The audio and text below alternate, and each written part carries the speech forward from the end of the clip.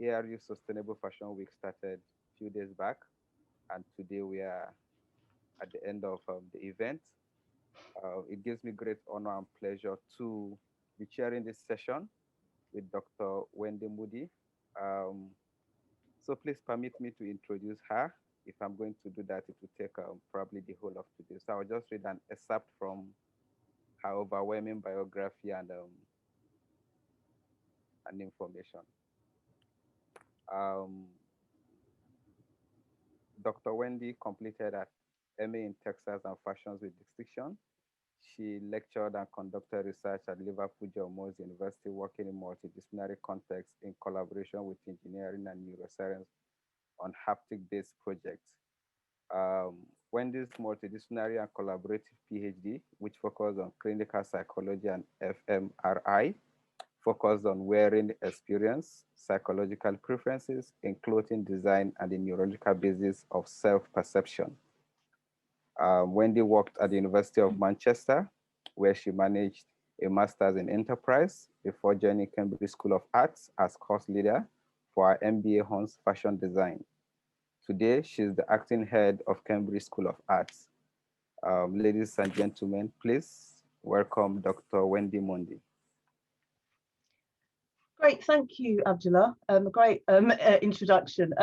And yes, I'm going to be talking this afternoon about sustainability and design, opportunities in new and emerging technology. More of kind of a general overview, really, because there's a lot there that's been going on and is continuing to go on. Okay. So sustainability and design, it's very much about the supply chain and a product life cycle. You know, how long it lasts, how it goes through the process. Depends on design and the design development stage. And with regards to the supply chain, it is about the sourcing of materials, the production process, the packaging, but as I said, also that product life cycle and market acceptance in terms of how existing processes but new innovations are accepted. So circular fashion is defined as clothes, shoes or accessories that are designed, sourced and produced and provided and used and circulated responsibly. So in terms of sustainable processes, it's very much about how the product life cycle is managed, the environmental responsibility, links there with sustainable fabrics and textures, ethically sourced materials, slowing down fashion essentially in terms of looking at it in terms of seasonal approaches, but buying less, choosing well, making it last. Very much what Vivienne Westwood, a key fashion designer and follower of sustainability, likes to promote in her branding. There's also relationships and values customers have with their current and future clothing. Recycling programs with brands has actually started to appear, where they take back garments and recycle into something new. Organic approaches, workers and the environment, but also working and relying on local economy and communications and networks. So essentially, can we change the way we consume? More of a focus on experience or experiential consumption. This is kind of where I come from, really, in my interest in research. How can we use this to think about promoting less waste and well-being? So it could be very much about experience consumption, more of a service rather than a product even. So this helps kind of avoid the dangers of hyperconsumption, which is prevalent. So what are the opportunities in futurology and fashion and retail experiences? I think what we're finding, especially with the rise of technology, are the links with retail and design and how they're all crossing over. And also how you use those new opportunities with technology to focus more on the experience rather than just marketing and promotion, which can also promote hyperconsumption. So buyer and wear behaviour and the sensory experience of clothing is shown to be used as a social tool historically for self-development and expression. And there's a range of functions, which I'll come to a bit later, linking with possible selves, emotions and memories with the body. So the traditional process of buying and wear remains key, where there's seasonal trends, is part of our lifestyle, but it's understanding how it all links back to the self, the way we buy, the way we wear. So through multidisciplinary approaches, the way I've always worked in collaboration, we could simulate and enhance the sensory design and wear experiences and the imagination, the re-experience of clothes and new creative designs, but not just those traditional approaches. There could be unlimited outcomes in relation to fabrication, texture and materiality within any given environment. So it's where the design process and wear experience continues digitally, creatively, organically, intelligently. So imagine an experience pod instead of going into a store, satisfying the need or a hit for new clothing, sensations, or to experience existing clothing. It depends. So there's an opportunity to use emerging technology in a sustainable way, the experience of consumption, and also understand more how retailers and brands are using existing new and emerging technologies to focus on selling and marketing products which, as I said, generate hyperconsumption and add to the growth of clothing waste. So in my research, I've tended to explore psychological processes and interested in the opportunity to use technology in a different way. It's quite simple, as I said, it's the focus on the experience rather than the consumption. So to transcend clothing to create a new form or existence, a different way of experience, designing clothing variables, and embody this without any limitations in a different social virtual environment and tech tools. So think of the power of music, how we sense and change and experience that beat and the variables there. What we're talking about is the potential of a more multimodal or multisensory experience. So previous research, thank you, Abdul, you mentioned it briefly about a research I did way back on a project called Sensing the Fabric, which was a multidisciplinary project where I was collaborating with people in psychology and engineering and computer science. It's very much simulating the touch sensation through sensory evaluation in terms of when you view a fabric or an image as a digital image. It's very much looking at underlying factors of fabric perceptions. So it's fabric texture, emotion and mood associations. And whereas working with engineering, where we were trying to simulate this through the use of force feedback mouse and looking at velvet and corduroy, it was very, very crude and it's a long time ago now. But it's related to haptic technology, which was emerging at the time and being developed a lot. So that was some initial work where I became interested in working with technology and looking at where there could be solutions. At that time, I wasn't necessarily thinking about sustainability though. I also started to network more with psychology and fMRI, which is the study of the brain, in terms of understanding how we work and the perception of fashion and clothing in relation to ourselves. So I was looking at demonstrating psychologically and neurologically with design and visualization how familiar and unfamiliar clothing affects people, their emotions and mood. So a lot of the frontal lobe, but also how people perceive their self-personality and body concepts during the wearing or perceiving clothing, how preferences are generated and the factors that influence this. So essentially I was doing buy and wearing diaries, looking at the relationship between design and wear variables and also measuring emotion, mood and personality. Essentially, when the other thing that was interesting was the mapping in the brain in terms of where you detect the body. So there's part of a brain back here called the EBA, extra striate body area, that detects the body. So it's interesting to look at those kind of relationships. So essentially the work that I was looking at, it explored how we use clothing to reflect, compensate and manage mood and emotion and personality factors, but the importance of new clothing, the social significance of clothing, building on existing research where there is quite a great deal out there that explores fashion and textiles. But this also had an impact on my hand and digital approaches to my practice, and it made me think more about how we value clothing. So I was starting to use digital tools, my hand tools, for exploring found fabrics and clothing and recreating garments and textiles. So I was doing that alongside. So by studying clothing, it made me think of those, so that the clothes started to look really old and sacred, and it was just coming across, I suppose, unconsciously in some of the digital work I was doing at the time. So I will be kind of dipping in and out of talking about practice, just to make a point in terms of the relationships there. So if we go back to thinking about some of the industry, I'll talk a bit about the market and sustainability again. So the UK market value of fashion is huge, around 21 billion in the UK. And there's a total impact of around 37 billion. There's a lot of stats here that clarify this. And essentially, we've got the women's wear industry, which is huge.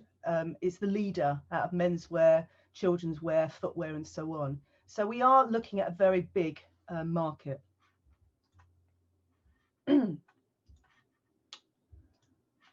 I mentioned something earlier about experiential consumption. All right. So again, if you think about the market and the size of it, and the product life cycle, and the amount of work, but also waste that goes into the industry, this is where experiential consumption is a potential solution in terms of sustainability. There is a tension between experiential versus material consumption, as we can all imagine. Van Boven and Gillovic defined material purchases as those made with a primary intention of acquiring a material good, a tangible object that is kept in one's possession, and experiential purchases as those made with a primary intention of acquiring a life experience, an event or even a series of events that one lives through. So it's very much the paradox of possessions and having things. We want happiness, we buy experiences, not things, which generally can cause regret, not always. But according to Gillovic, one of the enemies of happiness is the adaptation. We buy things to make us happy and we succeed, but only for a while. New things are exciting to us at first, but then we can adapt to them. So anticipation of a product is a significant process, and experiences are key to being social beings and happiness. So in buying, we get used to the product after the novelty wears off. We all want a better one, and we live by those social comparison strategies as well. Gillovic also points out that the good thing about experiential purchases is that they enhance social relations more readily and effectively than material goods, form a bigger part of a person's identity, and are evaluated more on their own terms and evoke fewer social comparisons than material purchase.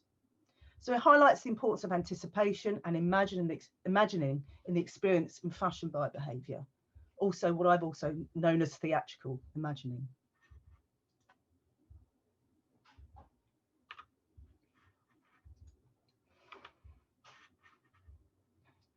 So what we've got to start thinking about now is sustainable consumption, this revolt against hyperconsumption. Okay. Collaborative consumption is flourishing. There's other ways to think about how we can buy and wear clothing, as I've said. And there are a number of sustainable costs and solutions. So research has shown around 30% of clothing hasn't been worn in a year, and most commonly because it no longer fits. The cost of this unused clothing is over around 30 billion. Extending clothes life cycle by just 3 months can reduce carbon, water and waste footprints by up to 10%. 2/3 of UK consumers buy or receive pre-owned or second-hand clothes, and there is a willingness to wear more, especially if a better range were available. An estimated of 140 million of used clothing goes to landfill every year, which is significant. And this could be cut around 3 billion per year from making and cleaning clothes. Renting clothes has become popular, great for accessories in the luxury market where aspiration is key, not so much for the everyday, obviously, but in terms of what research is showing. But there's also clothing swapping parties, which has been around for some time. So this is a pay-as-you-go or pay-as-you-live lifestyle, rather, that will slow down the life cycle of the garment, along with encouraging people to wear clothes and appreciate clothes for longer. However, more approaches are needed. And as I said, this is where other elements to do with technology can add to that. So recent technological advances on online and mobile communications have enabled collaborative consumption or product sharing among consumers on a massive scale. Collaborative consumption has emerged as a major trend as the global economic recession and social concerns, and now COVID, about the consumption and sustainability lead consumers and society as a whole to explore more efficient use of resources and products.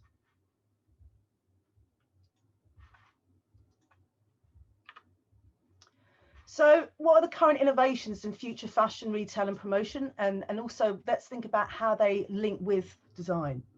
So VR and AR, virtual reality and augmented reality are finally poised for the mainstream adaptation, with some calling them nothing less than a new medium for human experience, which is really exciting. For some, virtual and augmented reality technologies offer a powerful new digital growth channel. It took 20 years for e-commerce to reach an inflection point. I'd imagine VR would need a similar amount of time to really shape our everyday experience in the same way as mobile phones did. I mean, I remember when I bought my first mobile phone in the late 90s. So, you know, it was very novel, it was fun, there was a lot going on at the time, but again, and things have changed and things are changing and moving really quickly. COVID-19 is forcing brands and retailers, with a 75% drop in traffic essentially, to engage and experiment with immersive technologies. And this comes from the head of an innovation agency, FIA. So consumers still want to shop though. When the shops were open again, there were queues outside the shops. So again, it's this understanding of the balance of the physical and the virtual. So current and future, body scanning technology, personalization, 3D printing, which that has a lot of potential, has been going for some time within the realms of across different creative areas, but within fashion and textiles, you've got the likes of accessories more specifically, and some textiles. We have innovators, designers like Iris van Herpen, who's actually pioneered the development of 3D printing. Smart textiles, digital moving and interactive prints on clothing and accessories. These are happening. We had the likes of Philips and Cute Circuit who started to pioneer some of this, quite a few years ago now, whether it's exploring technology with garments and textiles. The likes of nanotechnology, transformative change in texture and colour, is also a very interesting area in terms of science and design. 3D simulated garments, which are made to fit, essentially, and to reduce overproduction. That's also something that's been developed over time and will continue to. So again, helpful with sustainability. We are starting to have VR fashion catwalk shows and showrooms, augmented reality prints on clothing, socks, shoes, and in retail, or using apps on their phones, again, are growing and growing month by month. Virtual try-on, again, that try-on experiences, those anticipation of wearing and buying clothing, we're seeing in fashion apps and in retail. So again, the use of avatars, customizing digital representation and identities, and the links with gamification. We've got luxury design and video games partnering up, Louis Vuitton and Riot Games working on a League of Legends, plus the release of a related collection outside the game. Machino and Electronic Arts working with Sims 4, where you can buy garments in the game. Obviously a lot cheaper and not necessarily reducing elements to do with high fashion and exclusivity. Later, or more recently, I should say, Amazon and Bitmoy Games, or Facebook and Horizon, are actually looking at other ways to increase the importance of social interaction online. So again, there's different things happening which are all going to be connecting. Another interesting aspect is digital-only clothing, again, versus fast fashion in a way. You can buy, or there's a few brands, very limited, but they're looking to create digital clothing only. And some of these are worth a lot of money. There's a company called Fabricant that's actually been doing this. So it's links with social media, again, in terms of you don't buy the actual physical garment, but you can see it and you can actually visualize yourself wearing it. So it links with social media and social factors and gameplay. It highlights the potential for digital clothing to meet our short-term fashion desires while reducing negative environmental impacts, i.e. fast fashion. Haptic technology, I mentioned it a bit earlier, recreating the touch sensation using vibration and other technologies, developed in basic garments and used for vibro-tactile communication, used in car seats, gaming, listening to music, explored in cinema entertainment, plus also explored for the visually and sound impaired, and also obviously well-being. The clothing, we have adaptable functional garments essentially. And also we've got to think about the value of the existing clothing and what we do buy. And I think in the future, those garments will become even more sacred as they exist in our wardrobes, especially the traditional ones. Especially if you start to think about the future when we start using all this technology and really living it. So yes, experiential fashion and textile consumption, mood of clothing and sensory variables, social interaction alongside the functions of fashion. So I mentioned a little bit about the functions of fashion. Essentially, I see them as superpowers, and they have been historically. So we have, just before that, it's important to think about, we have these multi-sensory design elements, the basics being colour, texture, shape and line. These are, as I said, very basic for what the designer works with. There are a lot more that are involved with that particular process.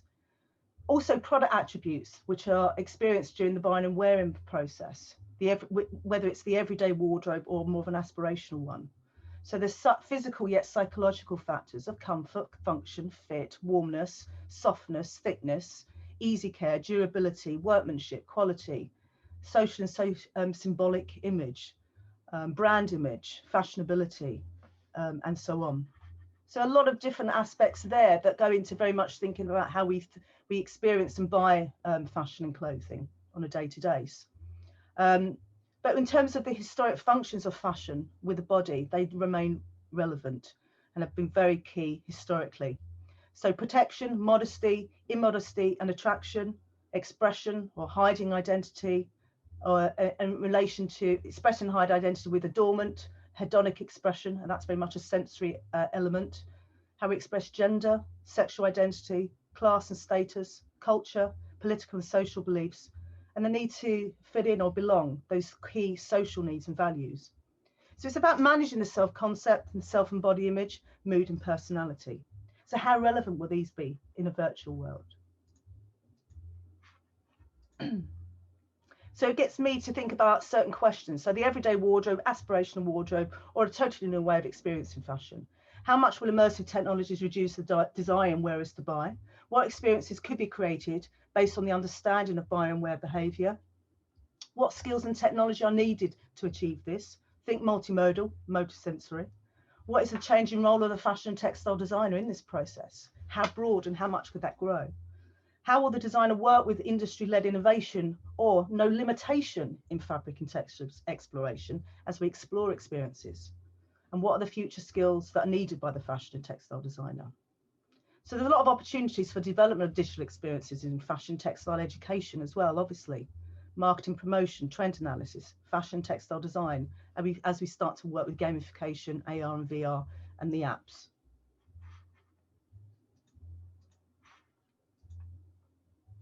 So here this starts to summarize a lot of different aspects that feed into that understanding of experiential fashion, from wearer, body, fashion, textile design and variables, the psychology, the behavior, the technology, well-being, all leading to sustainable consumption.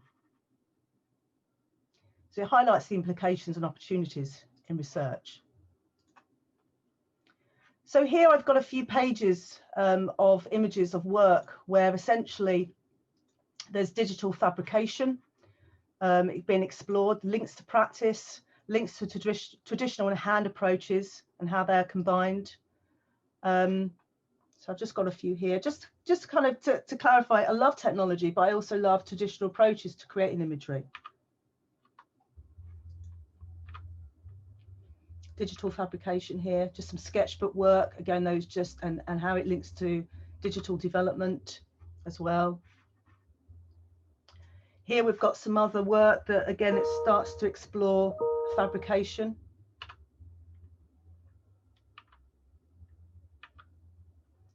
Looking at 3D fragments. But it's also the link to an importance of nature.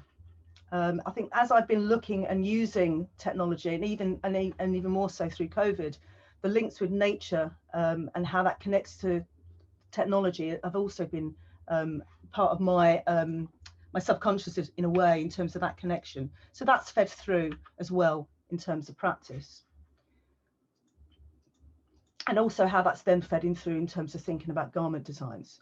So here, for example, I was working on a wardrobe project where I was using fragments of garments that I have in my own wardrobe, because I couldn't go out and get anything. And I didn't want to buy anything new, and I just wanted to visualize and create. So that's what I started to do. I started to reuse some elements that were in my wardrobe and recreate from those. So certain aspects of the wardrobe live on, if you like.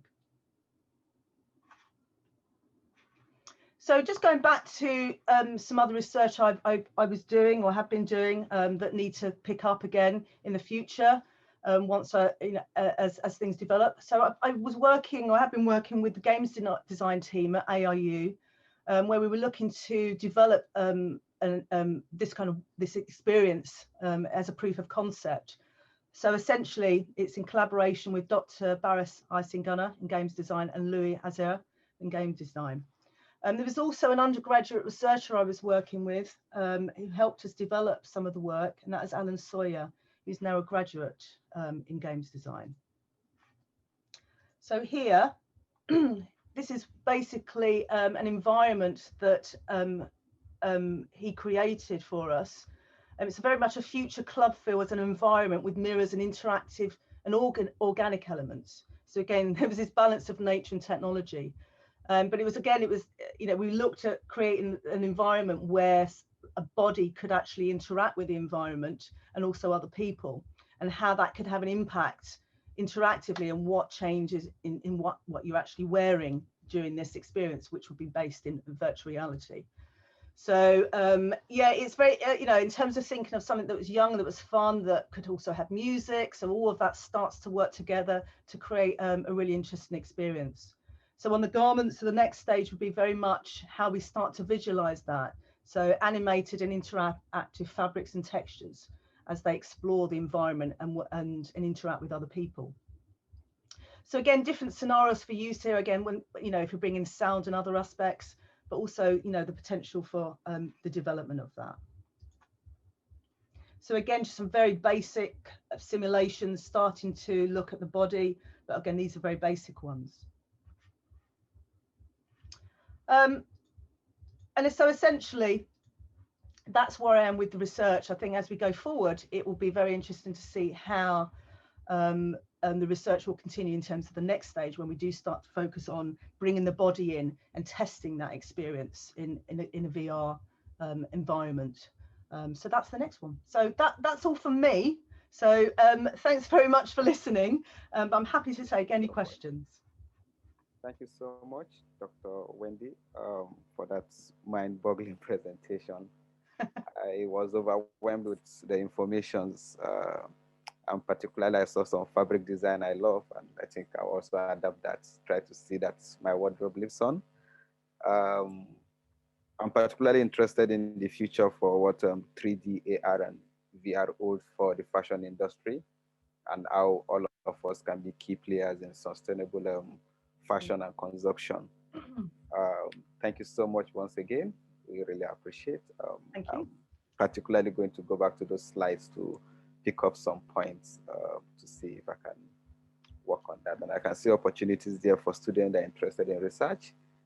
So many opportunities for everybody, be it education, law, psychology, health, engineering. We all have a role to play to ensure that we have a sustainable fashion world.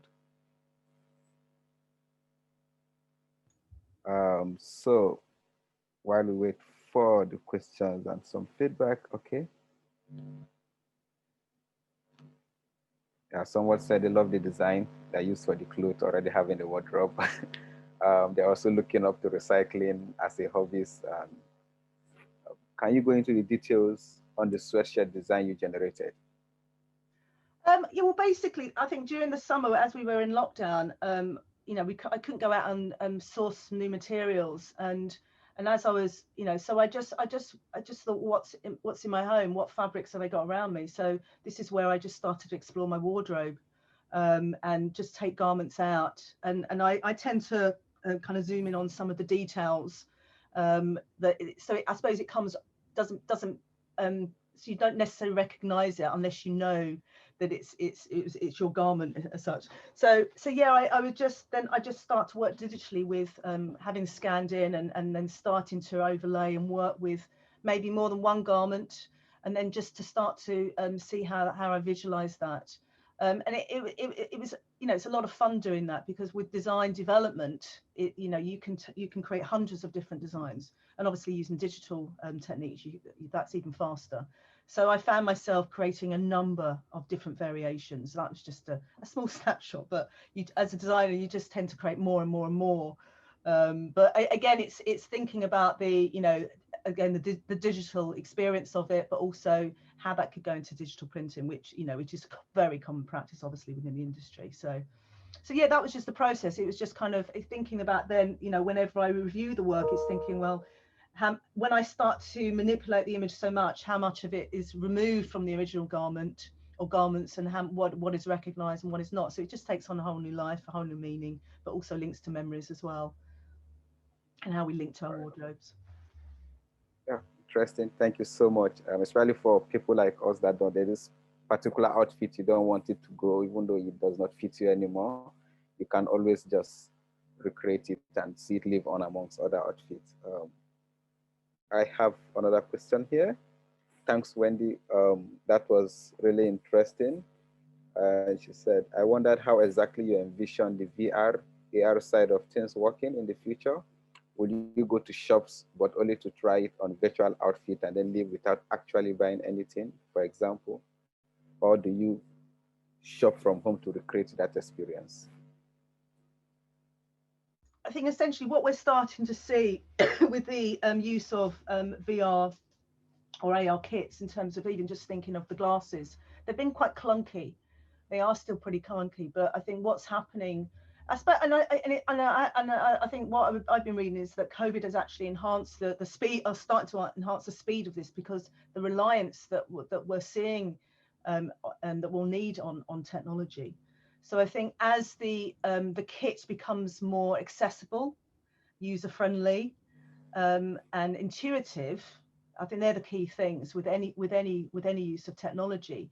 And it will start to become more comfortable to have them in our homes and use them in our homes. I mean, obviously within retail, theatre is being also something that's, retail theatre is something that's explored anyway, and that will be even highlighted even more, or developed even more, with the use of technology in store. So there's a lot of potential there, a lot of excitement. Okay, someone also asked, did you use the special software for the recreating of the sweatshirts? Oh yeah, that's just basically using Illustrator or Photoshop. So that's just some basic generation of digital skills. So that's nothing too technical, in terms of the skill base. It's just using Photoshop and Illustrator, and cameras, and just the way that you collate and photograph or scan information, and the quality of that. Because I look at a great detail, I have very high res scans that I work with and then reduce and rework with them. But yeah, I think, and also, in the past I've turned them into very basic animations, because I'm not a games designer. I think that's the other thing to say. But I think those types of skills will evolve in a designer's, or fashion design, textile designers toolkit and skill base. So, but that's where things are going. I think the other things I've used, there are 3D packages.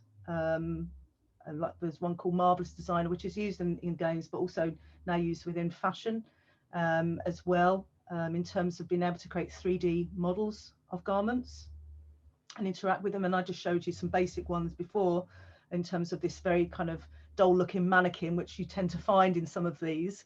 So again, it's interesting, that tension as well between the way that we would like to see people recreated, or avatars created, to what they have been in the past. So there'll be a lot of work there as well, in terms of that going forward. All right, thank you so much. So while we wait for, I see somebody typing in. So let's see what the question is. I think we have some few more minutes to go.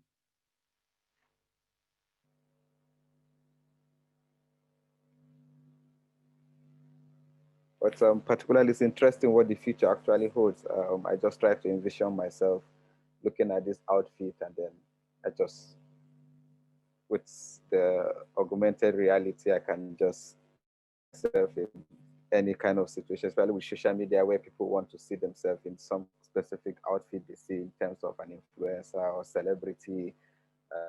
The future, all these things become easy. You can just envision yourself wearing it, take the picture, and you have that feeling and experience. Like, the person may not end up buying it, but that satisfaction that, oh, I wore this outfit. You just get it from the comfort of your room. Yeah, exactly. I think a lot will depend on how we explore the technology and relate that to the social experience, our social experiences, and the needs for that. And I think with the likes of, I think I mentioned, Facebook Horizon, I think that's when, I think there's, in terms of looking at the importance of social factors and how we visualize ourselves in any, with clothing that isn't necessarily produced. and how we buy into that, it's, you know, it still will be a challenge. But I think again, the technology to actually, you know, if it's from VR, AR is a bit different, but again, it's how that technology develops, making us, you know, making it feel like it's something that we have experienced as well. So it's not a fake experience, it's something you've got something from it.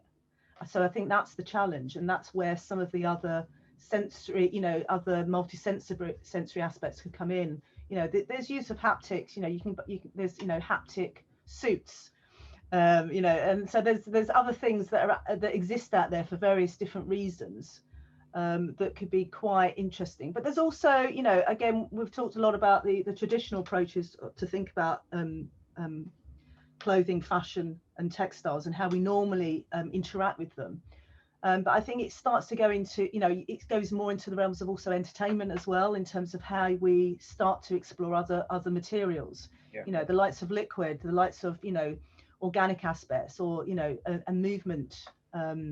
So again, there's other things that will evolve from this kind of work that's very either is a combination of very focused industry related needs in terms of experiential consumption and material consumption, but also in terms of just looking at more of an artistic approach, that in terms of this overall experience and what that could be. So you know, you've got the likes of, you know, there are a lot of musicians who really started to explore this. Bjork, for example, in terms of looking at VR with the, you know, where you can actually explore her world, or a music video. So there's other, you know, things are happening where people can go in to have experiences as well. So it's really interesting to see where this could go, but how it could, you know, and how it's more, whether it's more of a creative or whether it's more of a very much about a product experience. Okay, I have another question. You talked about understanding of gaming technology. So somebody is asking, is it the sort of thing you envision teaching fashion design is for students in the future? So this is where, I mean, at the moment where what we're starting to see, it's becoming there's a couple of different institutions that are looking at collaboratively, where they're actually, you've got games designers working with fashion designers, so they're helping to visualize their collections. But you've also started to see where 3D fashion design is coming into the curriculum. So the likes of, you know, it could be Marvelous Designer, or, you know, it could be something else where they're actually creating garments using some traditional approaches and to understand pattern cutting that create garments three-dimensionally. So that's part of the, you know, as a fashion designer, traditional fashion designer, pattern cutting, manufacture, all those key processes are inbuilt. And this is what's driving some of these other 3D programs, so that those students can develop those 3D skills. And when you've got this model that's created, it can be used in different platforms as well. So, and that's what's used within games, you know, in films, but also in terms of games, they use this package. So, but that's starting to feed into, you know, the fashion industry and other areas. Okay. It's just one of them as well. I think the last question we have here is, are there any projects using photos uploaded to social media to create a digital twin for an individual's wardrobe? Also, relevantly, do you think we should digitize our wardrobe by taking photos so we can keep track of how much we are wearing each item, so we can maximize the lifetime of our garments? I think it's, yeah, I can see it in the question. I think it's interesting when you start to think about your wardrobe. And I mentioned a company called Fabricant, who's creating just digital only clothes, and they also created something in the past where you could spray on texture or fabric onto the body. So they're very much kind of geared towards innovation. There is another one, I just can't think of the name of the company, but and then that's where they are, you know, they are looking to how you do connect with social media. So you do essentially create this digital twin, if you like. I think with the wardrobes, I think that's another thing that is, because I mean with the work I've done before, and looking at wearing diaries, understanding the value and how people, you know, value their wardrobes and their clothing, and how it's used and how it relates to the functions of fashion, emotions and mood and personality, and all that kind of stuff. Yeah, I think, this is where, having that mix of our own garments that are in a wardrobe, they could be sentimental value. They could have belonged to, a grandmother or a mother or something, or it was a gift. And there's other elements there that really kind of, that seem quite removed from technology in a way, but they're still maybe significant to individuals. So it's that kind of subjective experience, and that's where, yeah, essentially wardrobes could become part of that digital experience. There's no reason why it couldn't. It's just how that works with everything else that would be interesting to find out.